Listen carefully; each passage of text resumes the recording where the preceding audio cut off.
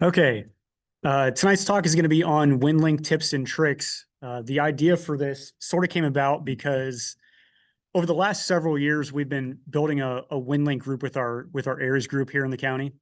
And in the process of helping people get their stations working and get on the air, I've come across a lot of the same questions over and over again. And so I started just kind of compiling them into one place. And so that's kind of the idea behind this presentation. It's going to include some tips and tricks to get things working that are little gotchas that might come up.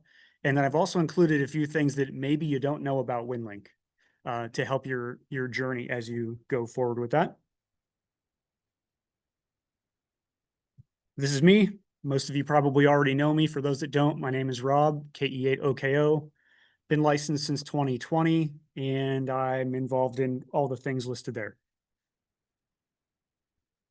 If you're not familiar with Winlink, it is a global email system that uses radio RF links to move email around the globe. The idea being that email is a useful thing, but sometimes the internet just isn't available. Can you go more full screen with that? That's Frank. Double click on the picture. Double click on Yeah, it. just double click it. There you go. There we go. So at a very, very basic 30,000 foot view, the Winlink network looks like this. There's some common message servers you see at the top. They're on different continents in the country, and these are the actual mail servers. And then they're connected by the internet to remote messaging stations that actually handle the local emails and getting them into the system. And without going into too much more detail than that, I'm one of the sysops that operates one of these RMS stations. I have one that works on FM on 2 meters for folks here in the county. And that's sort of how I got pulled into all of this in the beginning. So a few things that you kind of should know about the Winlink system that maybe you don't already know. And this is some of the gotchas people run into. One question I get kind of often is, I sent an email to my Winlink address, but it never came in. And the reason is there's actually some filtering in place on the system to protect the integrity of the Winlink network. They do everything they can to prevent spam because they want this email network to be available in emergencies. And if you're being flooded constantly with spam messages and other junk that doesn't need to be there, it just ties up the bandwidth in the system. So there's two main filters to be aware of. Number one is the error listed at the top that I have, profanity not allowed. There's actually a text filter that will block emails containing certain language, namely profanity, because this is actually open to the public. Any email that goes through the system is open and readable by anybody else on the network. And so they want to make sure that things like profanity and certain other unmentionables that go through email don't go through this system. And then the second one, and this is the more important one for most people, is sender not authorized from any recipient. What most people don't realize is that Winlink email addresses have a global whitelist feature, meaning that every email from outside of the Winlink network is blocked by default, and you have to whitelist a third-party email address to get mail into the system. And they can call their whitelist the accept list, and that word's going to come up here a few times.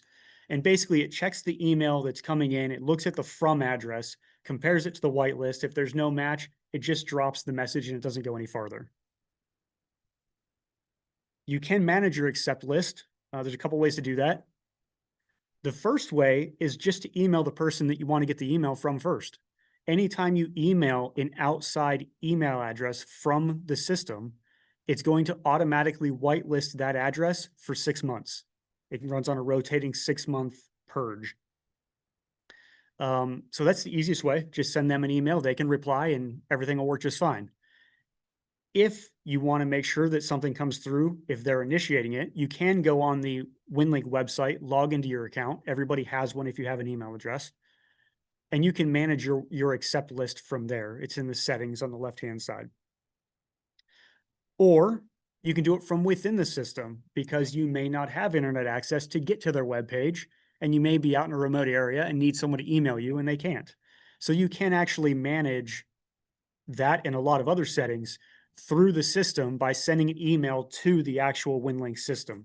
And I'm going to show you an example of that a little bit later in the presentation. That email looks basically like this. You're going to send it to system@winlink.org with a subject of accept list. And then in the body of the email, you're going to choose either list, accept, reject, or delete as a keyword, whether you want to check your current list, add or remove listings from that whitelist. So list is what's going to return the actual current list that you have so you can see what's whitelisted and what's blacklisted. Accept will allow you to add it. Reject will allow you to take one out. Delete will remove something completely from the list, whether it's in the accept or the whitelist. And you can do you can add multiple addresses and actual multiple types, accept or reject, at the same time by putting them on new lines in the email. If you want a global whitelist an entire domain, just put the domain portion without any @ sign in front of it, and it will global whitelist or blacklist an entire domain. A little more in depth, what's actually happening behind the scenes is it's tagging your message with one of these subject lines here that goes in front of it. And most people don't realize, but the Winlink system actually allows for message precedence. So when emails come into the system, it can control by priority which ones are handled first. So in an emergency, you can tag something as an emergency, high priority, and it's going to go before other email system or emails that are in the system. Very useful in an emergency. And they have 4 levels of priority. The top one is flash. That will go through immediately. It doesn't matter what else is in the system, it's going to put that through. Obviously, you need to make sure that that is a priority message. You should only be using that in an emergency. Same for the next one down, which is the level 2. That's immediate using the O modifier. And that's for other types of urgent messages that aren't necessarily emergency. And then P for priority and R for routine. Routine is default. That is the one that's going to be used if you don't include one of these in your subject line. So these are examples of what some of those subject lines might look like. I'll let you peruse through those, but essentially, if you add, the reason that I included this also is because if you want somebody from the outside world to email you and they are not on your accept list and you do not have the ability to put them on their accept list, you can tell them to add that WL2KR modifier to their subject, and that will allow it through the whitelist filter, even if they're not on your whitelist. So that's always a good one to know. If you need more help, you can go to winlink.org/help. All of these things are listed on that page. Or from within the system, you can use Winlink Express to check the Winlink catalog request. It's under the file menu. And you'd be surprised how much really good information is in there as well. This is what the website looks like for that /help address. And next to that, you'll notice on the toolbar that book of knowledge link, another good place to go. There's a wiki of different articles there for other things that are cool about Winlink. And it goes not only how to use it, but basically how it's set up and how everything works. And there's a lot of good stuff in there as well. Because of the time crunch, I'm not going to do the demo of sending a system message, but you can try that on your own time, and all the help documents are right in the software. So some gotchas getting set up with software and settings. If you've played with Winlink, you already know here's the basic components you need. You're going to need a radio. You're going to need some kind of a sound card interface that allows your radio to talk to your computer. You're going to need either a software modem or a TNC of some kind to take your message and turn it into the types of sounds that work on the network. And you're going to need some kind of antenna, obviously, to make your radio communicate. And then you'll need the Winlink Express software or some other email client that supports the Winlink protocols. And those downloads are here, and I left that in there just in case you guys want the slide deck later. So the sound card that I recommend universally for everybody is the DigiRig Lite. The DigiRig Lite is by far the easiest, most cost-effective, and simplest one to set up of any of them that I've found. It's very capable. It works incredibly well. And it simplifies a lot of the setup. If you've ever played around with any of the digital modes and had trouble getting all your COM ports straightened out, this eliminates that. So this is another good reason to try that. but that's the one I recommend. So the examples I give later on are all going to kind of refer, all the screenshots are going to refer to this DigiRig setup, but understand that the concepts apply no matter what interface you're using. In your Windows settings, after you connect your DigiRig or your sound card interface to your PC using USB cable, you're going to have to jump into the Windows sound devices, and you're going to set the audio levels on the speaker and the microphone. That's audio coming into your computer and going out of your computer. And you're going to want to start by setting them kind of low, lower than you might think you need them. The Winlink, the protocols we're using with Winlink, VARA specifically, is very, very good at handling low audio. And so it's always better to err on the side of being too quiet. Even if it doesn't sound loud enough to your naked ear, it will probably still work. And then the common gotcha that most people know is you want to make sure that AGC, automatic gain control, is turned off on your sound card's microphone. You don't want the AGC on your computer clipping any of your audio before it gets out to the radio, or rather before it gets into your computer. Another gotcha that I've run into, this is specific to typically Windows 10 machines. There seems to be a bug in the power and sleep settings that when you have your power and sleep settings set to anything other than never, it can actually put your USB audio devices in a sort of low power state where they just don't do the things they're supposed to do, even though you're changing settings. The easiest fix for that is just to jump into your power settings and set them both to never. That disables the low power modes in your computer. And then when you're done doing WinLink and whatever you need to do, you can always go back and put your settings back. And this seems to only apply to Windows 10 so far. Windows 11 seems to have worked out whatever bug is causing that problem. And for those who also know Windows, you know that you can go into your device manager and right-click a device and change power settings there. That doesn't work, just FYI. It's completely overridden by this setting, so that's the bug. You mean Microsoft wants to have total control? Imagine that. No. In Windows 11, there's another common gotcha that can make your audio do really weird things. It actually distorts your audio before it gets to the radio. And you can fix that by going into your Windows services and disabling both of these Waves audio services. These are built into Windows. You can disable them while you're using your WinLink and then turn them back on when you're done if you want them. But that is another common gotcha that I've found in Windows 11 because nothing's ever easy. Some general settings that you need to remember for your radio, and this applies to all radios. You need to make sure you set your operating frequency and tones correctly. So the RMS needs to be able to communicate with you. I don't know too many RMS nodes that are running PL tones or more appropriately CTCSS tones, but some of them do. So make sure that you're setting your radio according to whatever node you're connecting to. You also want to make sure that you open or disable your squelch completely. Your radio needs to hear the noise. It needs to hear the noise floor, and we need to make sure that the audio that comes into your computer is not getting clipped prematurely or cut off going out by a squelch release. So we're going to turn that off. Same thing for dual watch and channel priority. Anything that's going to try to switch what you're listening to or where you're talking on your radio needs to be turned off. Some radios, they honor your priority settings. Some of them don't. And sometimes people forget. Another one that I found is people will leave APRS turned on, and then randomly in the middle of a WinLink connection, your radio will start beaconing and it kills everything. So just make sure anything like that is turned off. You want to make sure that whatever frequency you're on is actually what you're using. Make sure you turn off any squelch tails or transmit tails. We want the audio to pick up immediately as soon as we key up or key down. And make sure you start with your radio volume at the lowest setting that you can to begin with. You do not want to run your audio too hot into your computer. It's best to make the adjustments after and start low going up.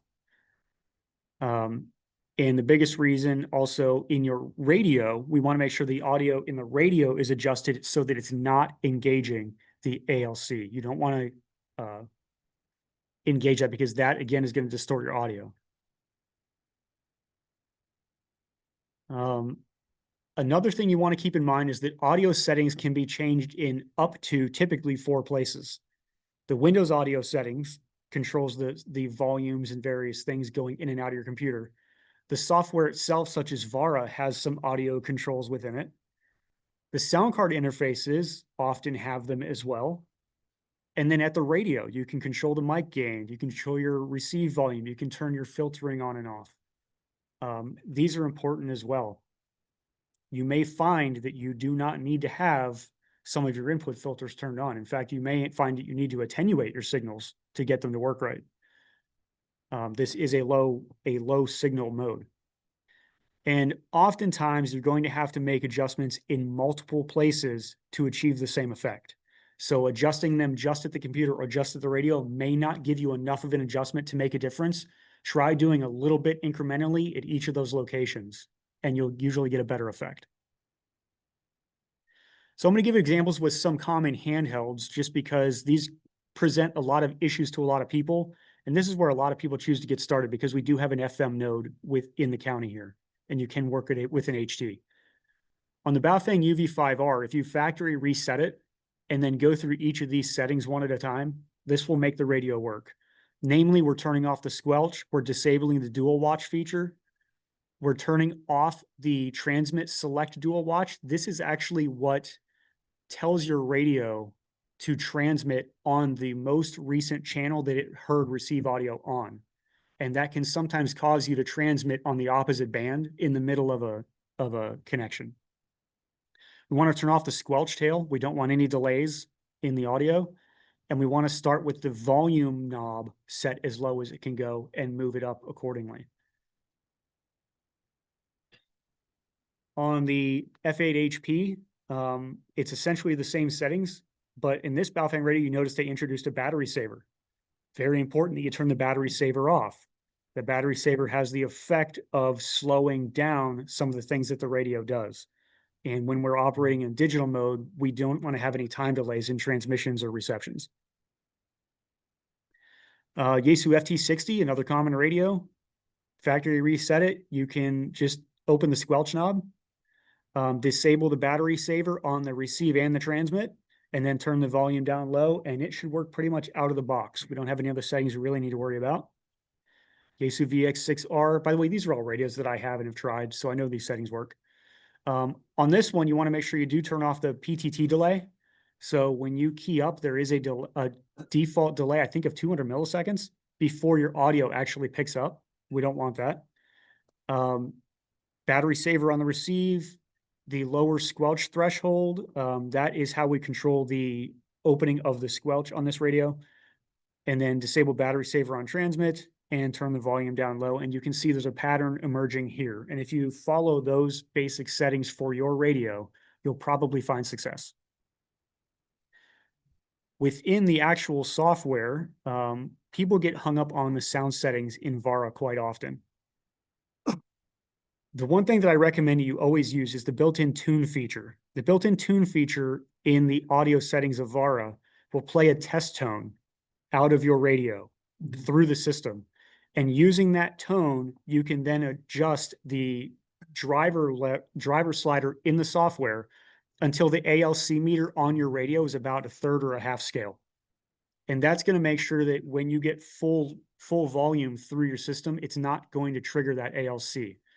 If you also have the ability to turn ALC off or adjust it within your radio so that you can adjust that upper threshold, that's a good thing to do too. We don't want to be triggering ALC, and that's a huge hang up for a lot of folks, especially on HF.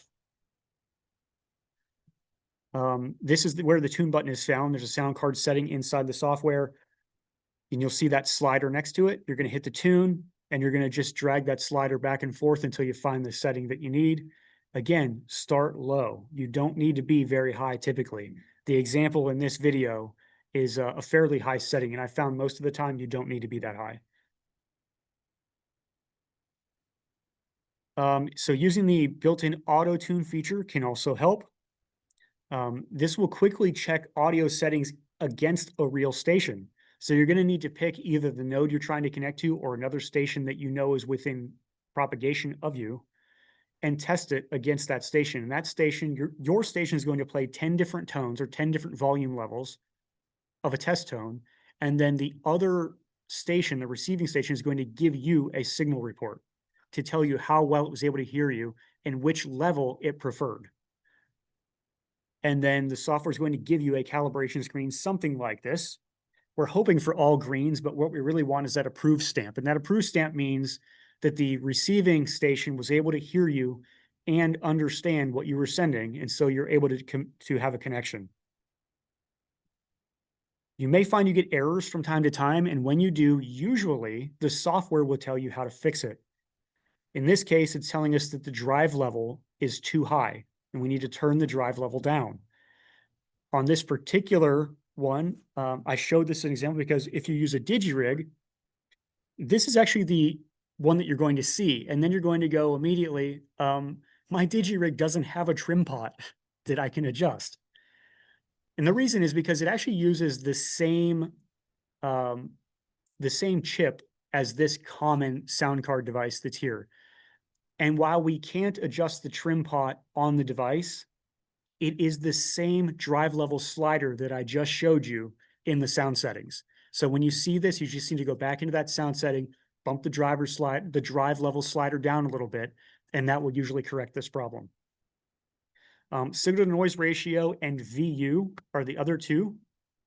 Here's what these typically mean. So drive level, again, is set automatically by the auto-tune process. Your software will usually set this for you if it can. If not, you can manually override it with the slider in the software or by adjusting a trim pot or similar adjustment on your audio interface if you have it.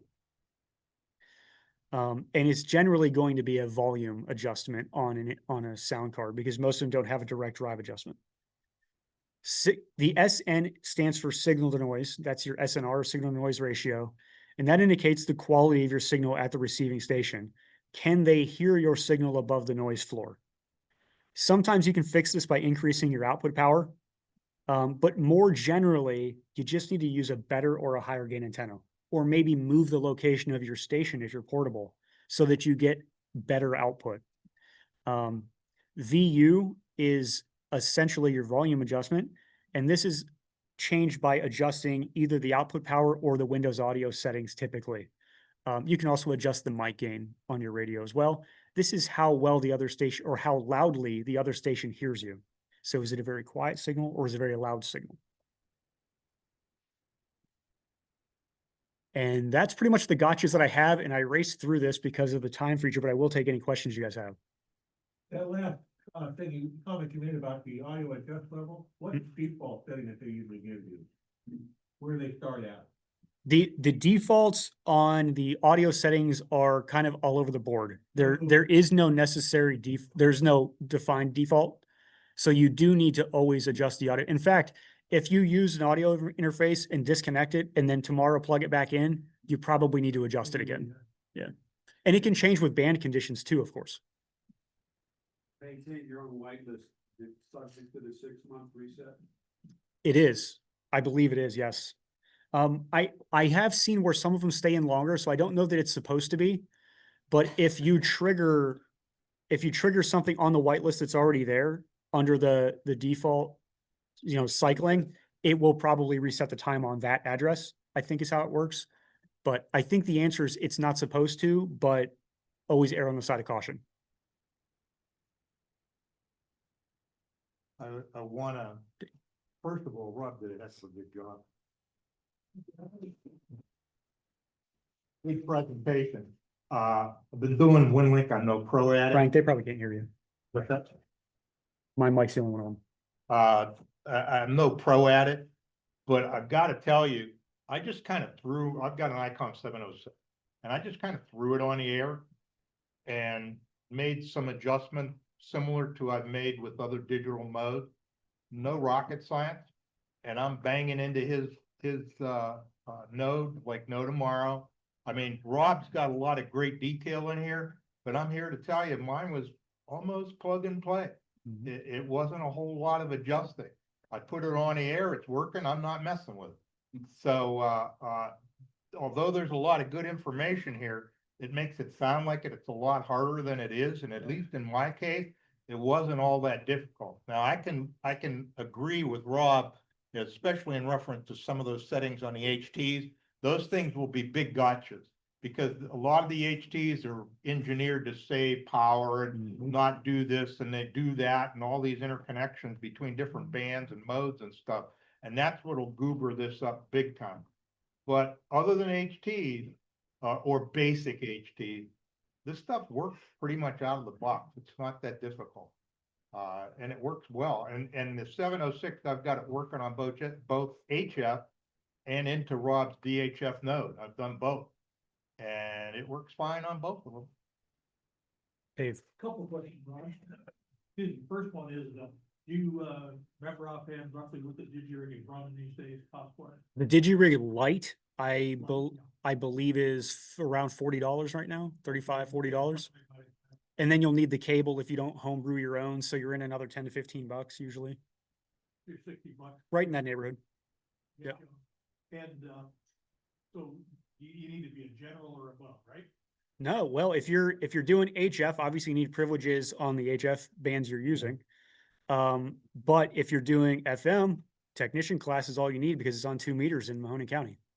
So you're seriously telling me that on an HT, we could hit your, I have tested hitting my gateway on an HT from pretty much everywhere that I can get to in Mahoning County successfully, and quite a lot of Trumbull County as well. I have about a 40-mile radius on my node right now, and that's only running on low power. And during emergencies and storms, I actually pump the power up. So yeah, you can, if you're within earshot of this, and you live anywhere near the county, you can probably hit it. What are you using for it? I have an 11-foot, or a 17-foot 2-meter antenna, about 42 feet up in the air. Cool linear. Yeah, yeah. Yep. Dave has another one. so, you didn't cover this in your presentation, but I've run into it and always wondered. When you, a lot of times when you make the connection, it'll say something about tri-mode. The heck is that? Tri-mode on HF. I typically do use HF, so maybe that's where it was, I don't recall. Tri-mode, if I'm understanding what you're referring to, tri-mode is a feature of Winlink that allows it to default to other modes when it's operating. So if I'm connecting to your station, or you're connecting to a node, an RMS gateway in one mode, and it fails, it can actually default back to a different mode and try to send it again. And, when you decided to do this, and you set up your gateway there, folks at Winlink put any restrictions on you on things you had to do in order to qualify or stuff like that? Yeah, it's a good question. So I apologize for the folks on Zoom who probably can't hear that. The question was, when I decided to put my gateway online, did the folks at Winlink put any restrictions on what I had to do to make it work, or any of those things? And the answer is yes. There is an approval process to become a sysop. There's an application on their website you can fill out. It's just a quick web form, or I think you can do it by email as well. Just say, hey, I'd like to start a node. They want to know where it's located. They want to know what frequency you intend to operate on. They want to know what equipment typically you're going to use, because they want to get an idea of what, how resilient the network is. And then you also have to make a commitment to keep it online 24 hours a day. Now, obviously you can have some downtime for things, but the RMS gateways do phone home. And if you have it off for 24 hours, you'll get an email from the system administrator saying, hey, your node's down. And if it's down for a week or two, they'll knock you off the sysop list, because they don't want to list nodes in the software that aren't active and working. So what have you done on yours to, I assume you got some kind of UPS or something on it?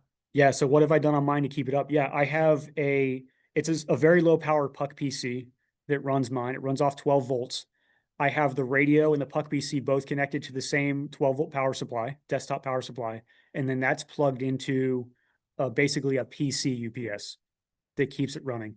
And then of course my whole house is on backup power as well, but it'll run just on the UPS power alone. It'll run for a good day. Yeah. Yeah. If it's not getting a ton of, it depends how much the radio transmits. If the radio's hitting duty cycle, it's a couple of hours, but in general use for what I do with the volume I have, it runs for pretty much a day. By the way, for those of you that have done any HF Winlink, it can get a little frustrating sometimes trying to get a message through. You put it into Rob's node, it's a done deal. There's no second or third try. You get a connection, you get your email through, and it says bye, and you're done. It happens faster than you can think about it. It's pretty impressive. Did you mean frequency? 145 and then 030. I should know that, Fred. 145030. It's also in the software. Packet. The- By the way, that's the next question. What's the AFSK mode? So let me back up a second. The reason that I had a hard time remembering the frequency is because you don't actually have to know it. In the software, you can select stations that are closest to you geographically, or you can key in a call sign and it'll bring it right up. So if you do that, mine will pop up in the list because it is a registered node. And then VARA uses a whole bunch of different ODFM protocols. It actually, no, well, sometimes it is. So Right. it actually auto adjusts. The nice thing about VAR is it will actually ramp up speeds depending on band conditions. That said, my node also does run, it's hybrid. It actually does run packet as well. And it runs 9600 baud. 96. So, yeah. 9,600 on 2 meter? Mhm. That's pretty cool. I think right now I have it turned down because a lot of the HTs and stuff that we're connecting don't run 9600, but my equipment is 9600 capable. I think I've got it running at 1200 right now, though. It'll tell you again, when you load it in the software, it'll actually tell you what it's reporting as its capability. Well, the 9600 one, that was my next question, is that's not AFSK anymore. Yeah. That would be, Isn't yes. it? Because when in the old days, you had the frequency directly hit in the central side of the ship. AFSK wouldn't work at 9600 baud. I'm do that. I'm pretty sure that it is, and it's all built into the software. It's a software modem that handles all of that. I don't have a physical TNC. By the way, VARA, if you download it, when you use it on HF in its free mode, it's throttled back. But if you use it on VHF, it's full speed. If you pay the registration license for your copy of VARA, then it opens up full speed on HF too. And when the signal to noise ratio is good, the HF VARA is the only way to fly because it's a lot faster than any other and I'm no pro at it, but I've used RDOF and what's the other one? I'm trying to remember. Oh, there's a bunch of them. For HF. Yeah. And I use mainly RDOF and it's like turtle compared to VARA that's wide open. Now VARA throttle back on HF is still faster than our RDOF, but it's not as fast as the registered version of it. One of the other advantages to VARA, and this is the reason that I push it and a lot of other people do as well, it's incredibly tolerant. Yeah. It's incredibly tolerant of low audio, bad audio, Bad high noise floor. It works really, really well in almost all conditions. And it has there's a retry method built into it as well. So if something doesn't come through, it automatically retries.